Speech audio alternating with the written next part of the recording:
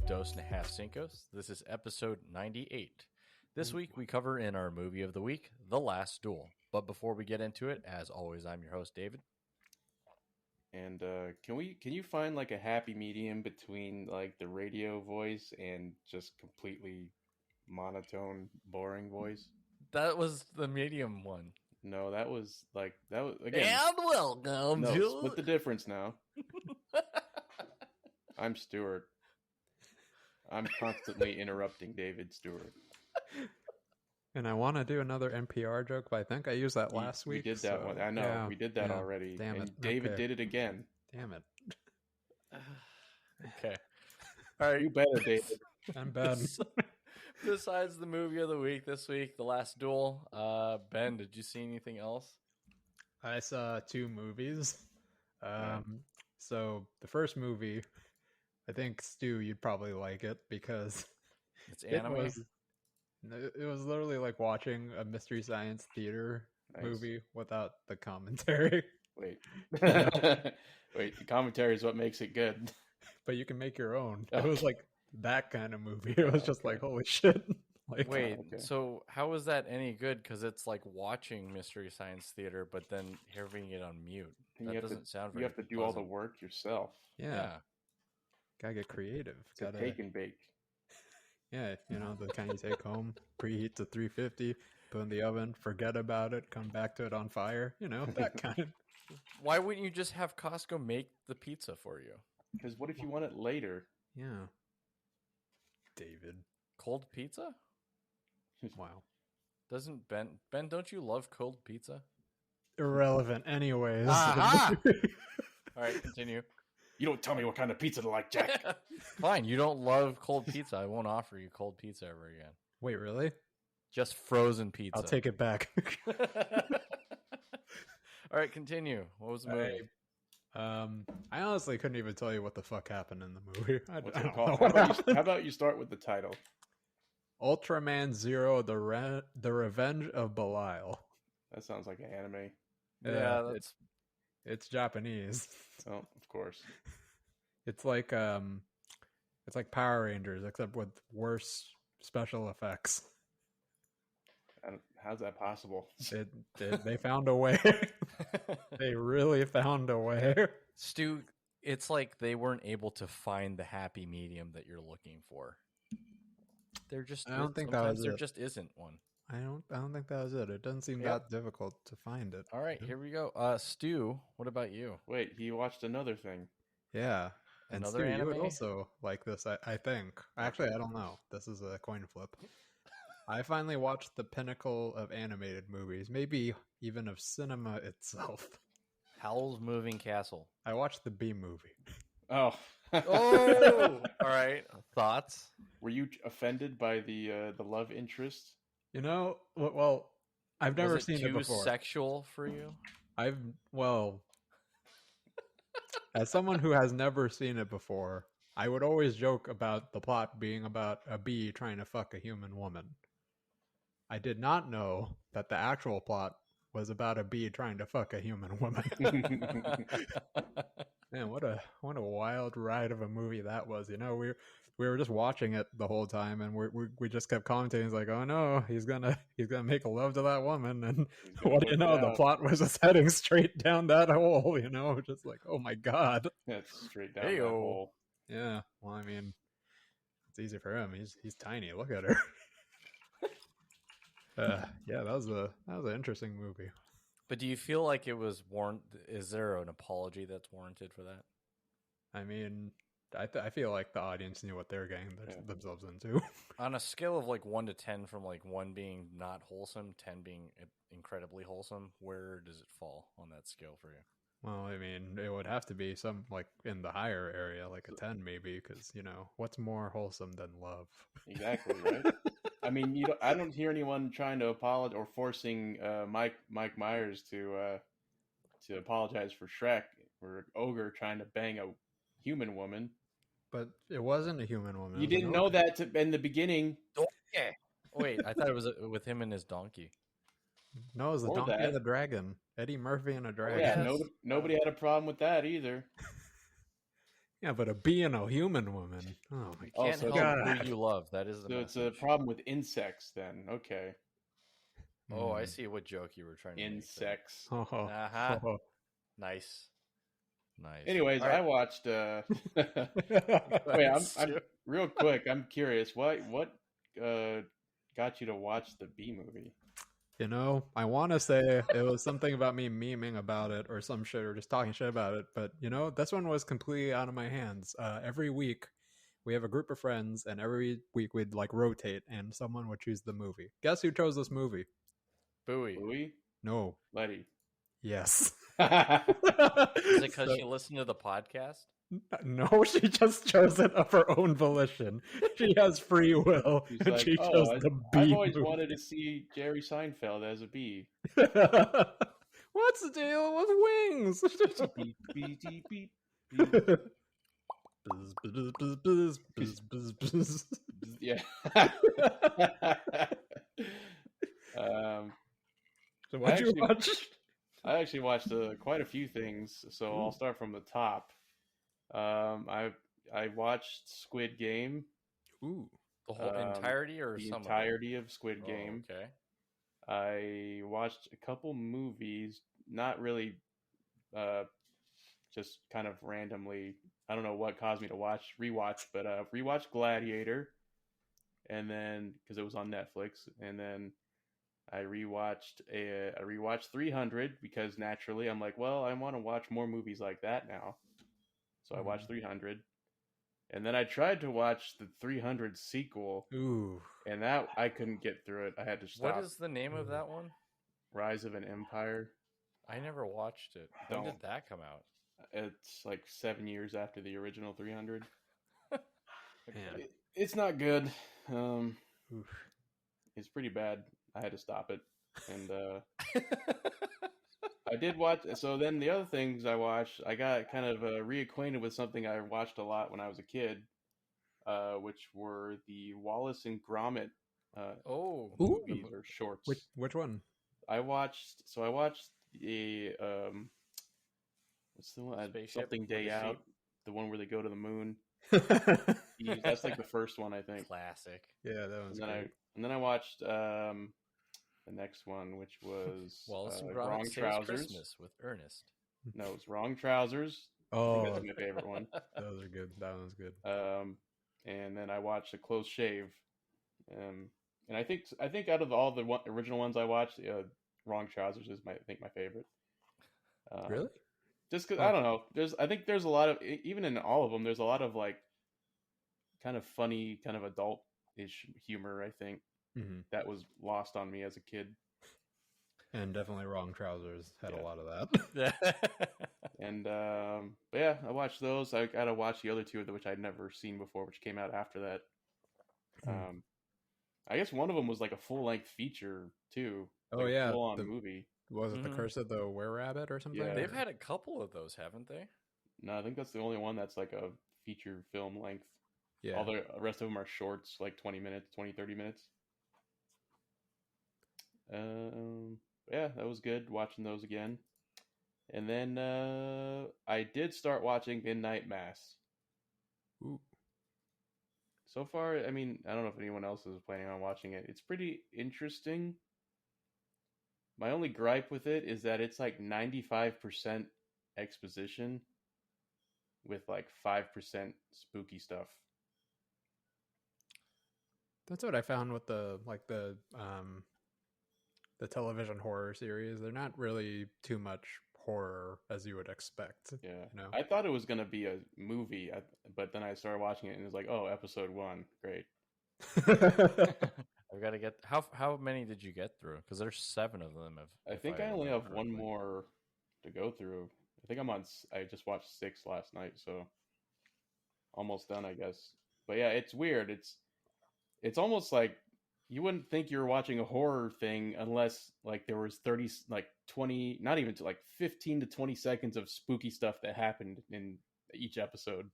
And the rest of it's just talking. The rest of it's about just it. like, go to church, and then this is the thing where we learn about the characters and their backstories, and So you're saying skip to the last episode because that's where actually. Well, no, because they pepper in the spooky stuff, and so you don't know when it's going to happen. Well, no, because they pepper in the spooky stuff, and so you don't know when it's going to happen. So that's kind of the fun of it, I guess, too.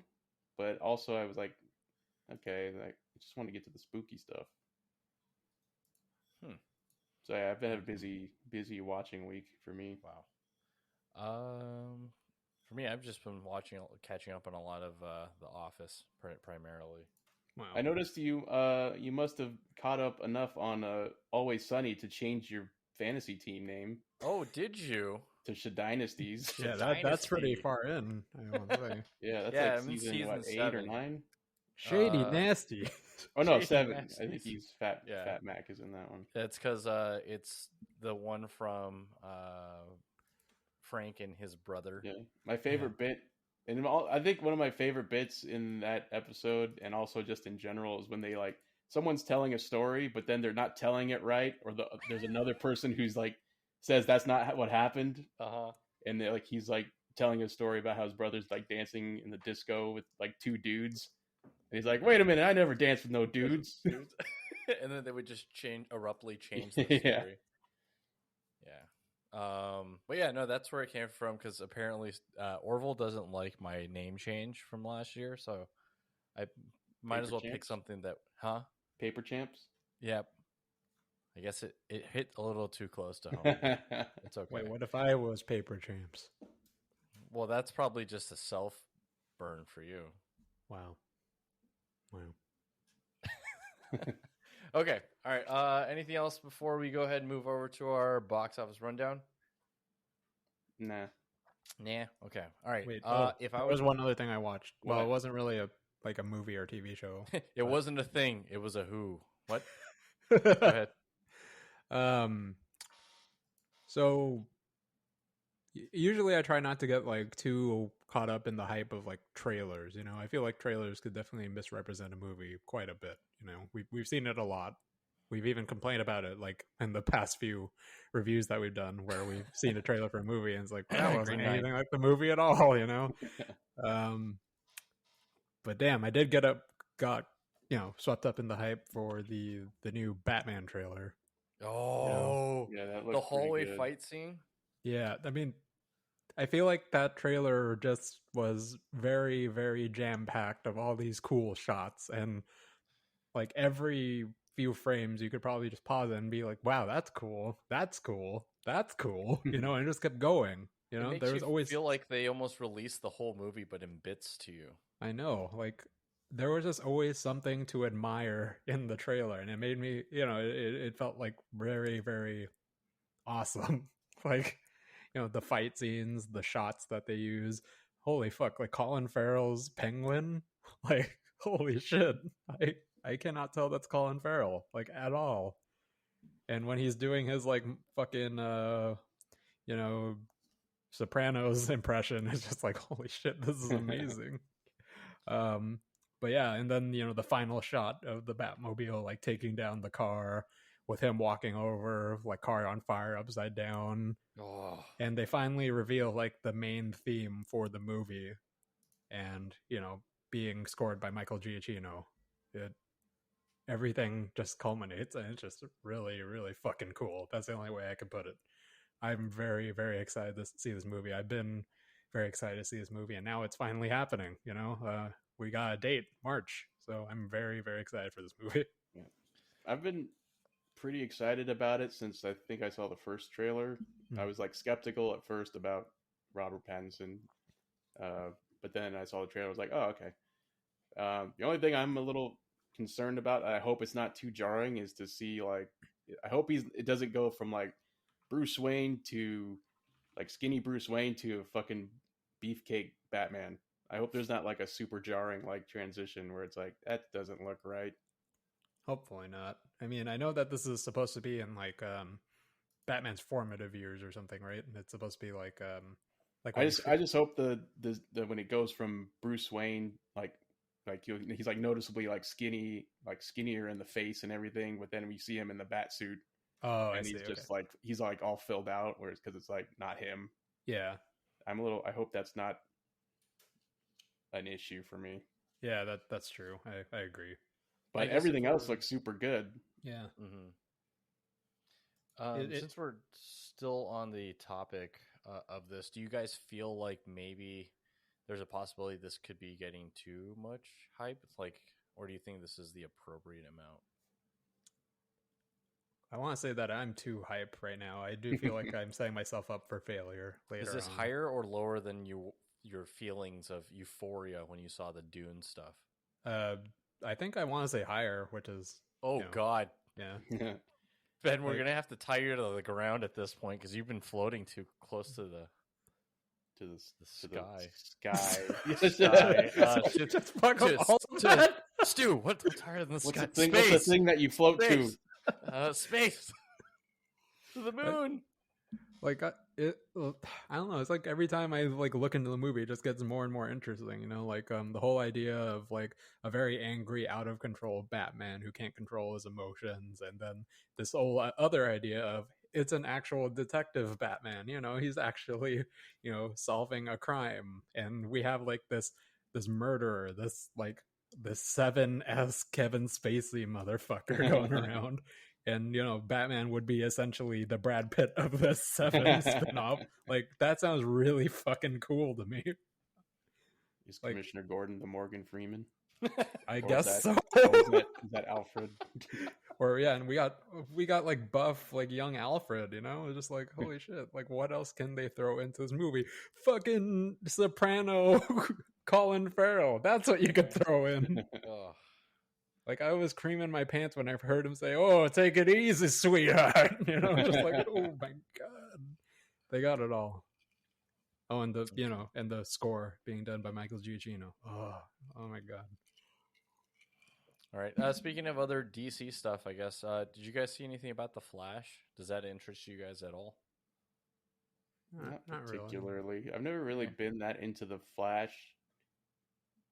Even his character in the Justice League was kind of like, meh. I know like the implications of the trailer and like all the news that's been coming out about it and how it's supposed to be bringing in Michael Keaton as Batman. It's just like, okay, but unfortunately, I was not too into the Michael Keaton Batman stuff. But at least it seems like Warner Brothers has kind of realized, hey, we need to do the gritty superhero stuff. We can't try to be what Marvel is, because of the failed experiment that was Justice League. The first time all around. It took was a few $1 billion. Who would have known? A few billion. That's okay. It's still in the single digits, right? Yeah. But yeah, so there's some stuff that's coming out like that, but it looks like it should be pretty good. All right, let's go ahead and jump over to our box office rundown. If you guys had to guess out of the new movies that came out this week, what is number one in the box office? Stu? Not the one that we watched. Is that your guess? Yeah. What was the other one that came out? We were on the fence. We were Halloween Kills. Halloween Kills. Oh. Is it Halloween Kills? Ben, guess? Halloween Kills. That is correct. Halloween Kills comes in at number one with $49 million. Number two is No Time to Die, our movie of the week last week with 23.7. Number three, Venom, Let There Be Carnage with 16 million. Number four, The Addams Family 2, 7 million. And debuting at number five, The Last Duel, 4.7 million. Shang-Chi at number six.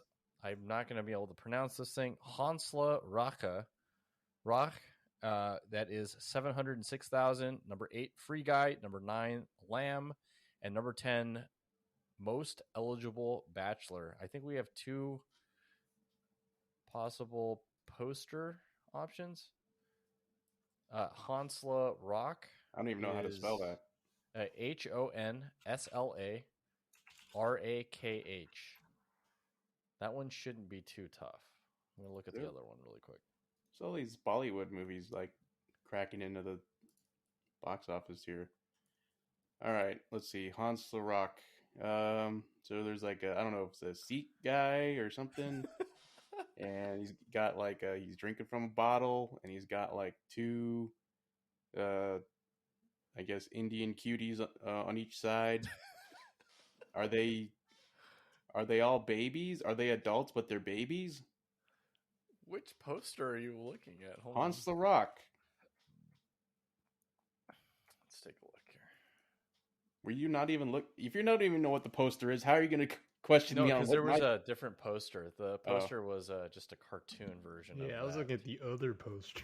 Yeah, the other poster just has a baby in a backpack. The baby on the backpack? Uh-huh. Okay. There's a guy with a baby. He's babysitting a baby. That's all I got. Okay. A lovable, rooted, Desi Punjabi young man who's a single father with a 7-year-old boy attempts to find love again. Sounded pretty close to what you had, Stu. And Ben, tell us what you think the most eligible bachelor is about. It must be something about some sort of eligible bachelor of some sort. It's actually about the Battle of the Bulge during World War II. Actually, During it's the about Byzantine a Empire's reign failed in the milk 21st shop. century. Huh? Failed milkshake shop. God damn, David. Sorry. Hey, dude, milkshake. I couldn't say it without saying with the Apu accent. Sorry. Okay. Wow. Wow. Thank you. How do we always manage to cancel ourselves in every episode? Just like See, if we cancel ourselves, then nobody else can. That's So right. that gives us a free pass to say whatever we want. I don't think that's how it works. Pretty sure it is. You know what really works is our next segment, which is there anything else you guys want to talk about? Holy shit, what a flawless transition. Cinco or smooth. Swimmo. All right. In the news, came out last week, Vin Diesel and The Rock have buried their beef. Will this matter, Cinco or Swimmo? Oh, great. So we're going to get more Fast and Furious movies then? I'm going to say Swimmo? Cinco. Okay. Swinko. How does this? Swankio. All right. Ben, what about you? Cinco. Oh, so this doesn't matter to you. Okay. Ryan Hurst, who played Bertiers, wants to play Marvel's Sentry. Cinco or Swimmo? Would you Who be the fuck interested is in watching either that? of those things? Yeah, holy fuck. You don't know who Bertiers is? From No. From Remember the Titans. Who? Okay, you're gonna have to tell me like which one they were. Was in it the movie. Denzel The Washington? white guy who ended up The getting main in the white car guy? crash at the end. Okay, yeah. Then just say that. He was. Wait, what season in Walking Dead are you? I don't remember. Okay, whatever. Well, apparently he's in it. And he's playing someone who I also don't know who that is. Yeah. He's a dead football guy in the car. The football guy in the football movie. He's not dead. Okay. He's paralyzed. You or don't know that. He something. could have died in that hospital. The movie ends. No, it says at the very end he goes on to be in the. Whoa, spoilers. Whoa. You guys have seen Remember the Titans. Move No, on. I didn't. Dude, didn't you see it in Mr. Oh, dang it. I'm pretty sure we watched. It was required watching, and Damien. No, Yes, it they was. wouldn't let us watch it. There were men Mr. kissing Ski's it. class. Oh, did you not work? Okay. All right. Patty Jenkins, the director of Wonder Woman, states that Wonder Woman is the most relevant superhero of our time. Cinco or Swimmo? That's a big Cinco. I Yeah, think. that's a big ass It's a fucking big- Cinco. I was If trying to there stop is to make the- sure I didn't say the wrong one again. If there is a most relevant superhero of our time, who is it? I don't know what is our time like of the past 20 years. We'll just say this year. This year? In our generation. In the From current moment you were year? born to whenever. Till now.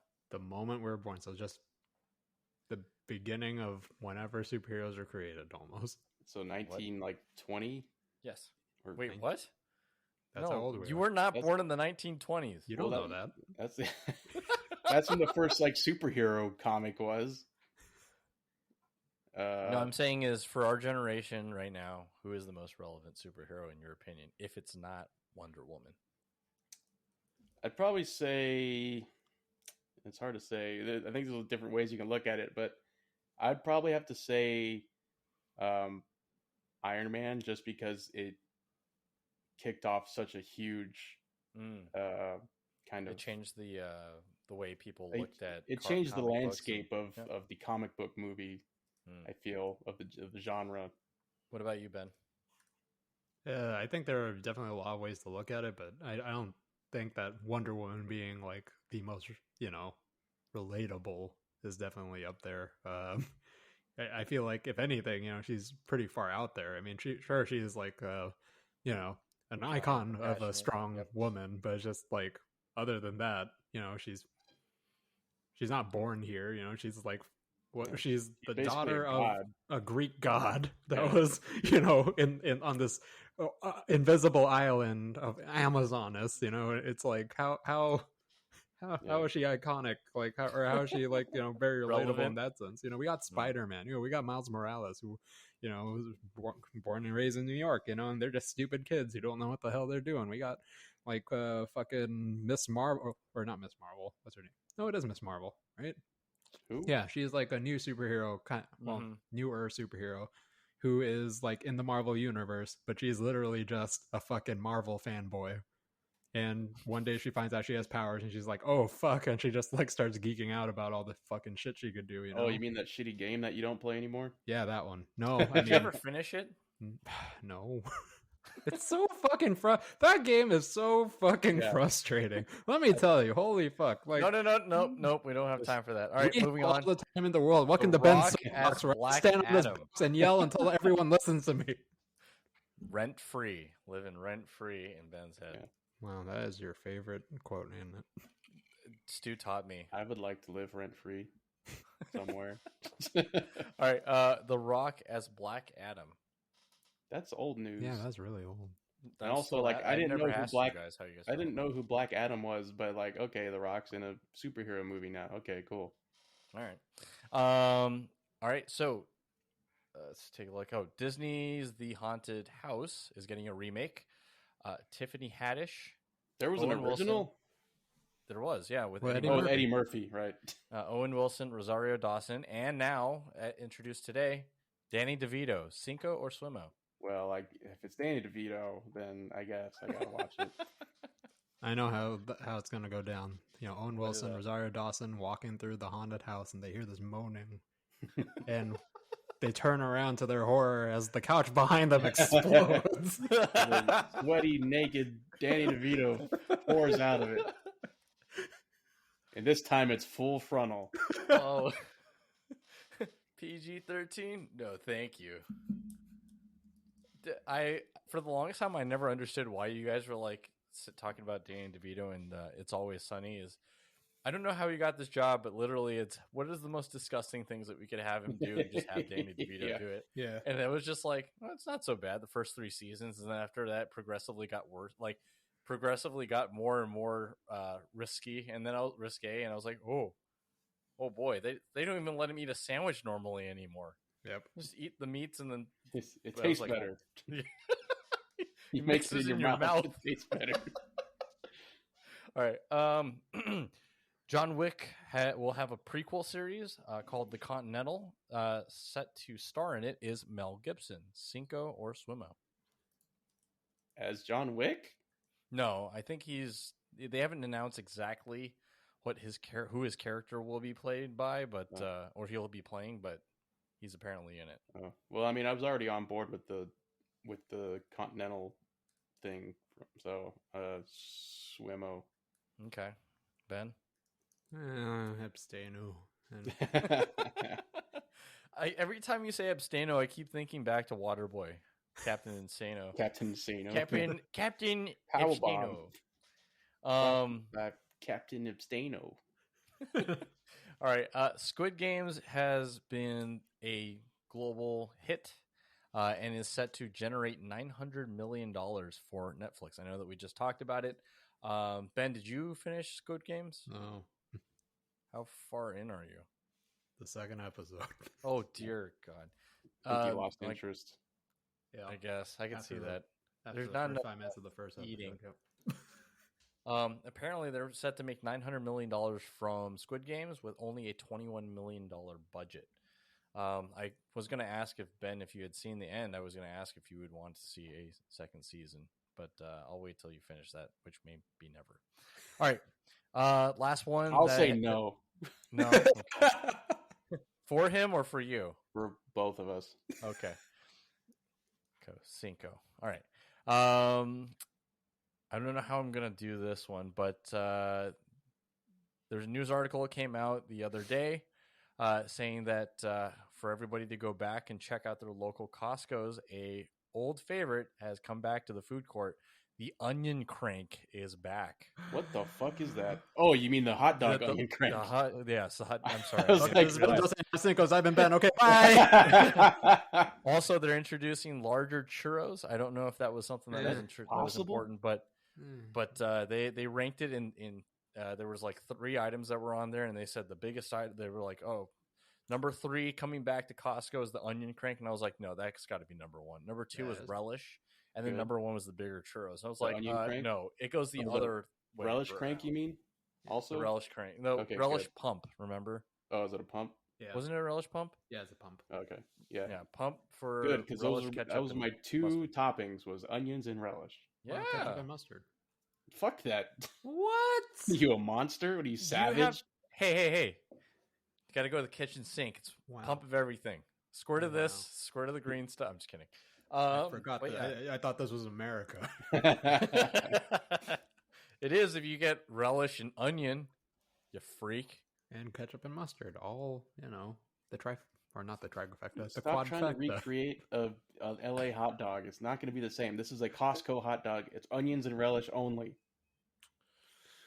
Stu, I wish you knew how wrong you were. Actually, I keep standing on Stu's side, but that's the way I get my hot dogs, the same way Ben does with relish and onion and ketchup and mustard. Yeah, you gotta do the whole thing. All right. Enjoy making a mess of yourselves, you savages.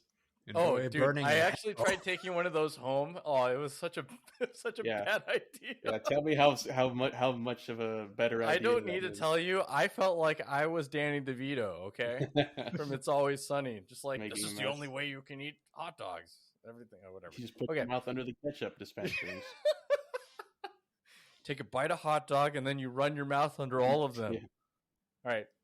That's it for Cinco or Swimo. Let's go ahead and move over to our movie of the week this week. Ben, tell us about The Last Duel. John DeCroce is a respected knight known for his bravery and skill on the battlefield. Jacques Legris. It's a squire. Can you start over? I don't think we heard a His single word come out of intelligence your and mouth. eloquence makes him one of the most admired nobles in the court. When Legris viciously assaults Caroge's wife, she steps forward to accuse her attacker, an act of bravery and defiance that puts her life in jeopardy. The ensuing trial by combat, a grueling duel to the death, best friends forced to do battle.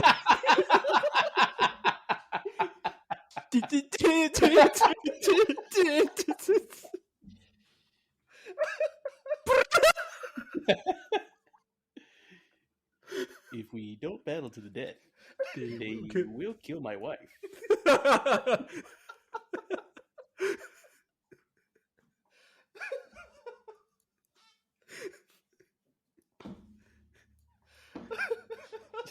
I'm sorry, that was spoiler zone.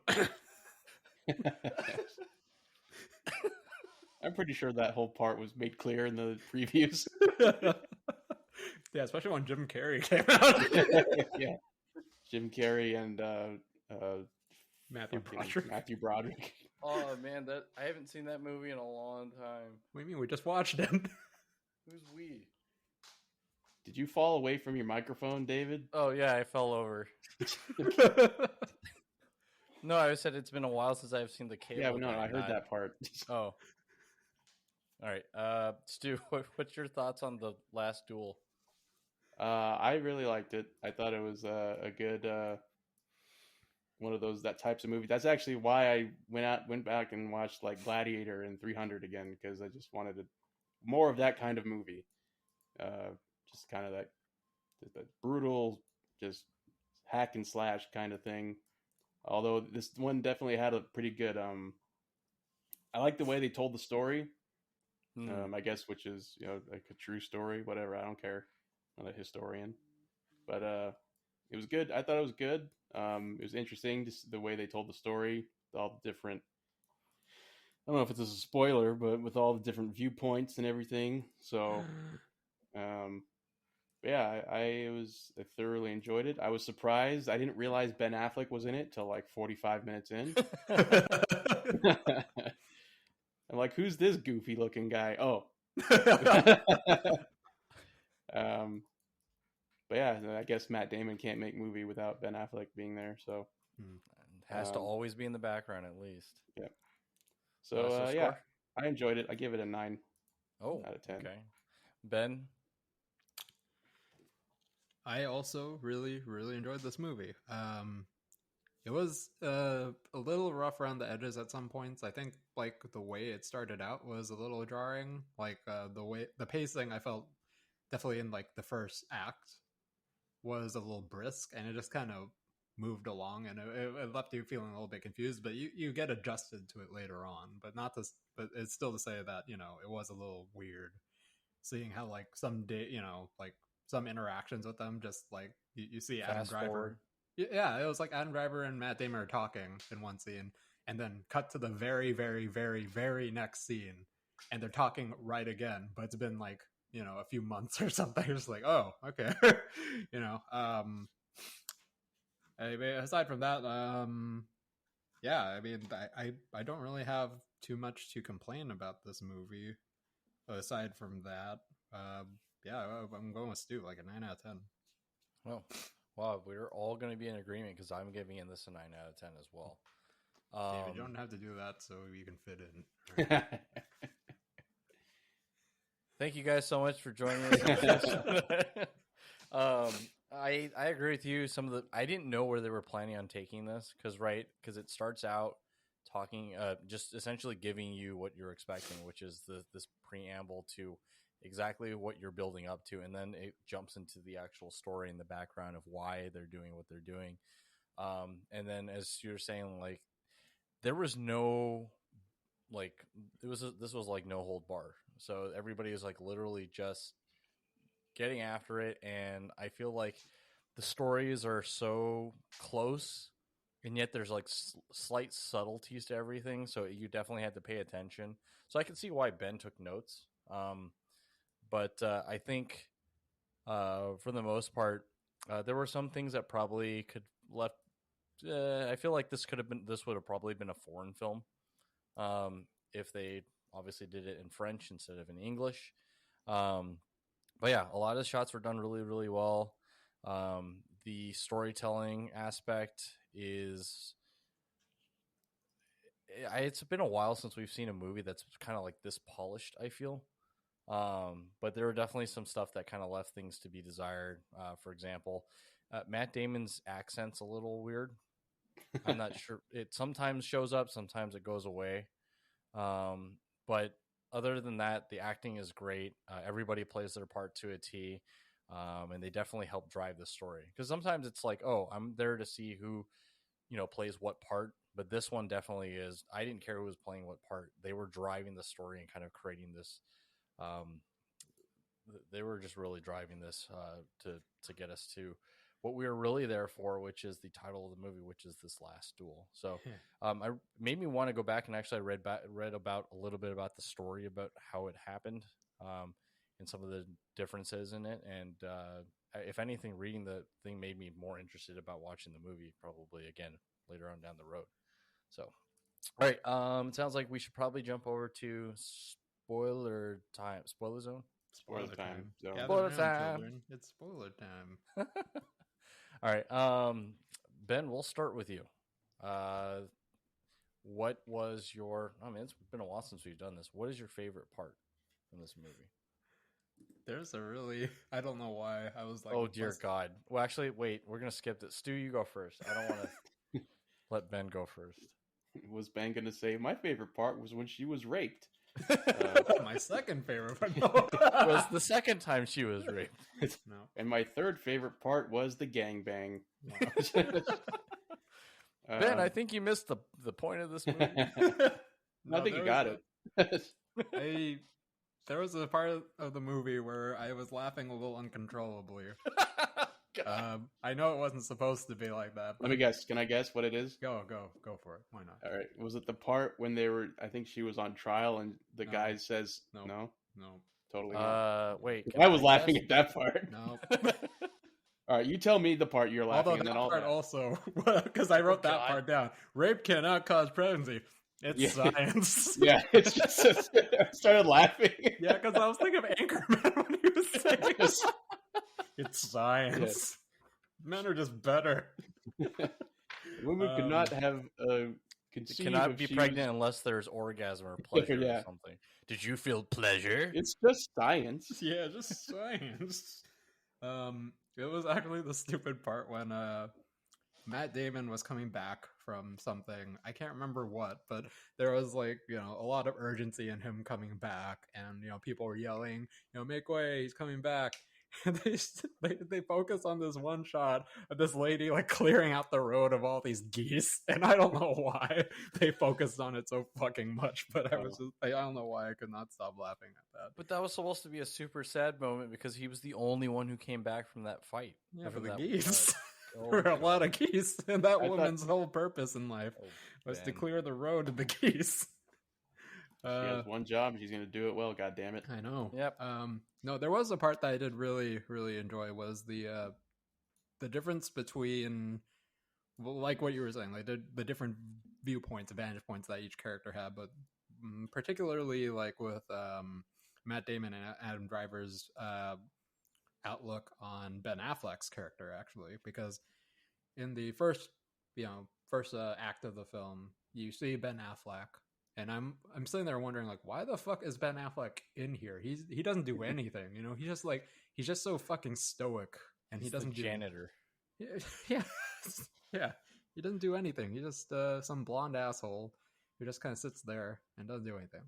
Then when we get to Adam Driver's viewpoint, you actually see that Ben Affleck is just, he's just like, quick-witted, and he's just like making fun of everyone all the fucking time. He just won't shut the fuck up. It's just that whenever he's in front of Matt Damon's character, he doesn't want to talk to him. Either that, or Matt Damon conveniently omits that from his memory. Yeah, he depicts him as just like a quiet, like nothing, like nobody.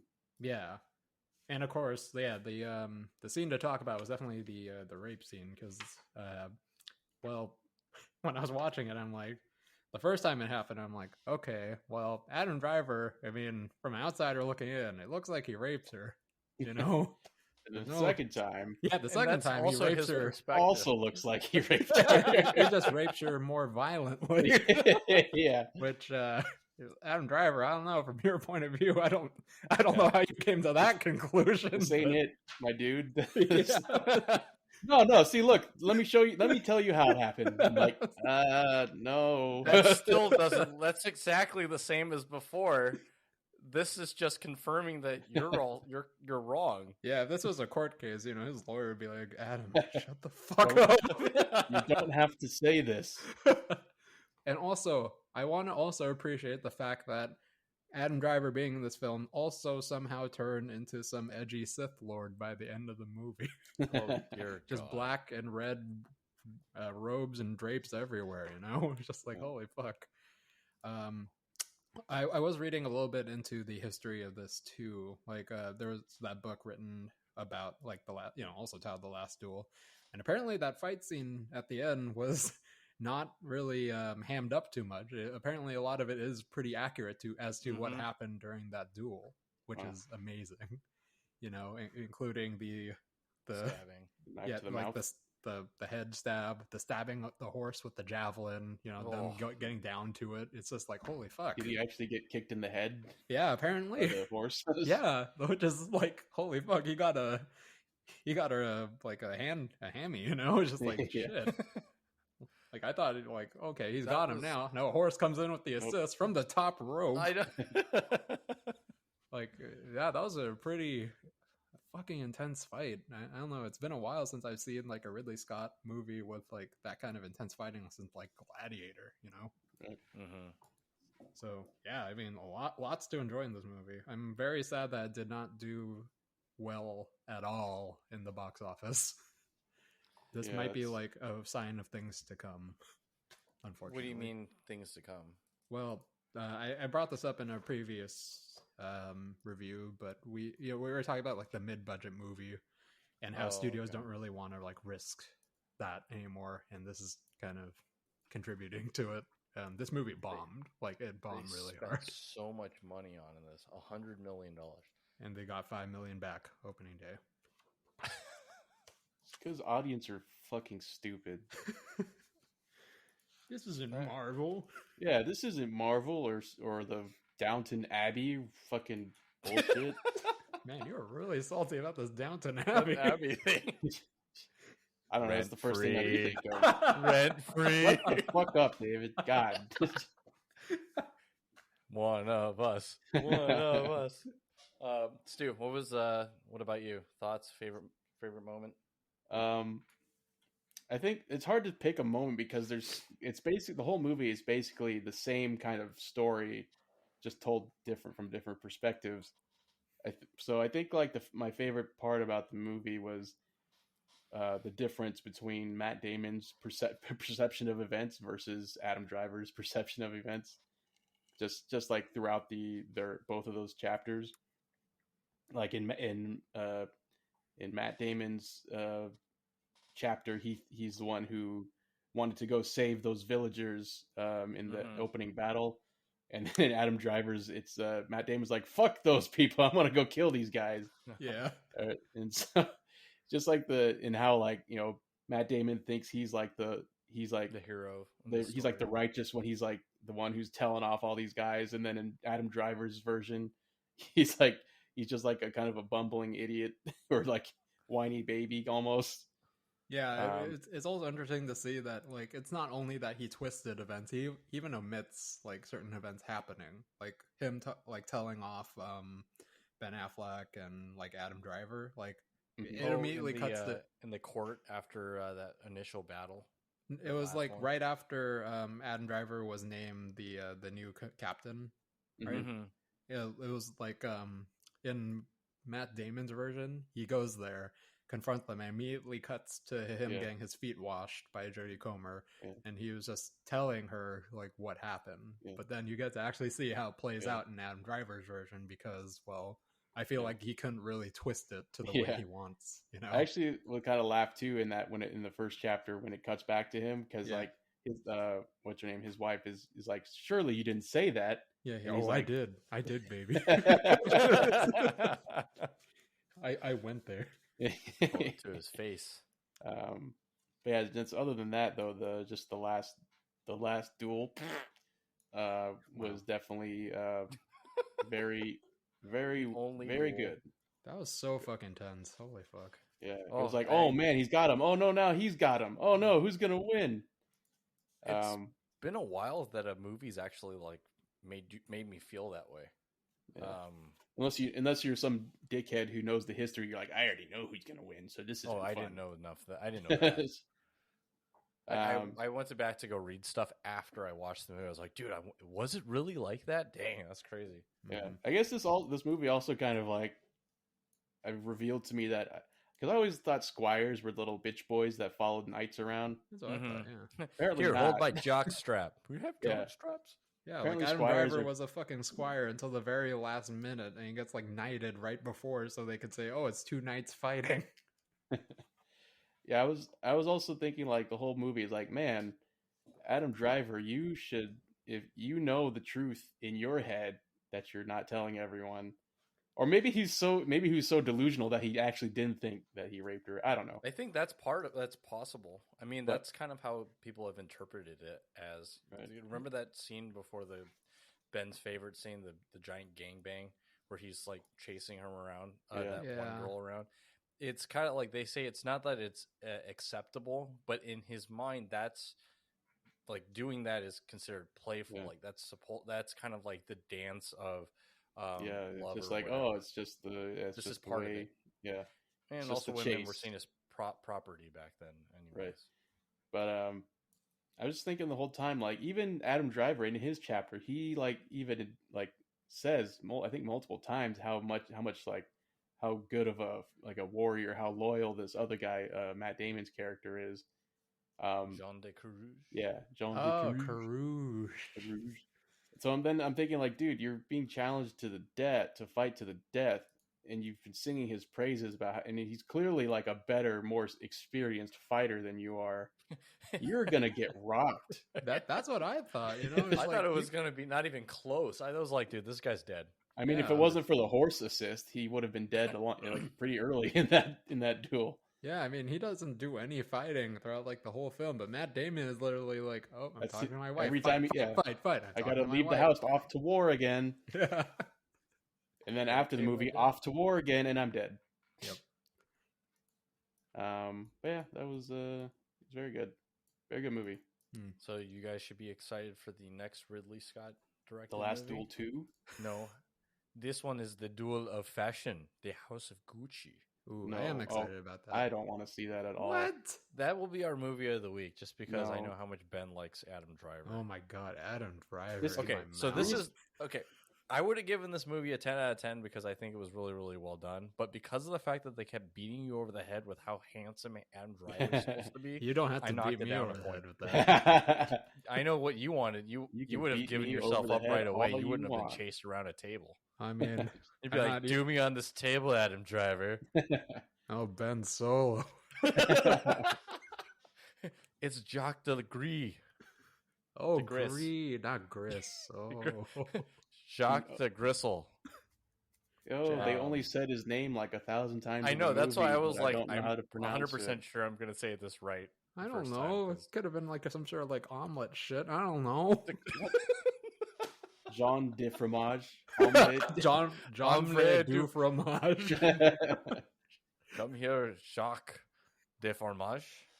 But yeah, no, I think overall really well done. That the last story for Marguerite, I was not expecting. Mhm. So that was kind of like I was like, dude, how long is this movie? It was almost 3 hours, right? Yeah, like every chapter or every viewpoint like got the 45 exact minutes. same runtime. I think it was like Oof. 42 minutes. Well, at least they gave him equal Yeah. equal timing. But Irene was telling me, she's like, I've never had you squeeze my hand during a movie. I was like, dude, that was really, really intense. Oh, like, were you that scared? Or? No. It was so suspenseful just trying to figure out what was about to happen because I had no idea. Because I thought in my mind, based on the amount of war and battle experience that Matt Damon's character, Jean de Carouge, had, I was like, dude, he's going to mop the floor with this little kid who doesn't know anything about fighting in general. Doesn't spend his entire balancing books with his abacus. What a nerd. So yeah, that's what I thought that was going to, and then it was really, really well done. So if they kept that as accurate as they say they did, then wow, that's awesome. Guys, any gripes or any other thoughts before we wrap this one up? I want to say like I didn't give it like a 10 out of 10 just because one of the things I really did enjoy was all of the characters kind of interacting with each other. Mm-hmm. And because that is naturally how the story is, you know, it's like they are kind of all isolated in and of themselves. Like, you know, Matt Damon is off fighting wars, and the only person that really interacts a lot with people is Adam Driver because that was his character. He was just bearing a very posh, cush life, and he could afford to do all those things. And we get to Marguerite, you know, Jodie Comer's version, and you know she's just all alone because Matt Damon's off fighting wars and shit. So that was my only gripe with it because I did really enjoy like listening and watching how they do interact with each other, and I wish we had more of that. So that's just more of a personal gripe for me about the movie. Okay. Stu?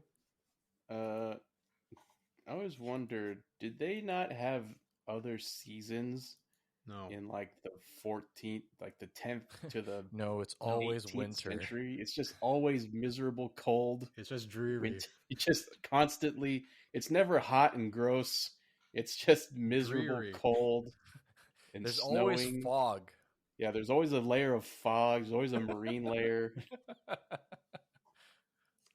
Welcome to England. Also, why does Matt France, Damon look sorry. like he's Amish? Why? Because of his hair. Yeah. I think it's the hair and the beard. No. He reminds me of the Simple Jack in Tropic Thunder. I was like, why is Simple Jack here? Okay. All right. Any other thoughts before we go ahead and wrap this one up today? Nope. All right. Guys, join us next week as we cover Dune in our movie of the week. As always, I am your host, David. I'm Stuart. And I'm Ben on Apple Podcasts. Oh, and God. Spotify. You can always and catch us YouTube. wherever you're getting your podcast, available on SoundCloud, Spotify, YouTube, Google, and Apple Podcasts. Also, check us out on Twitch at twitch.tv/Dose and a Half Cincos. Don't forget to check your Reiki Masters. Stay safe out there, and we'll see you guys next time. Okay, bye. Bye. Bye.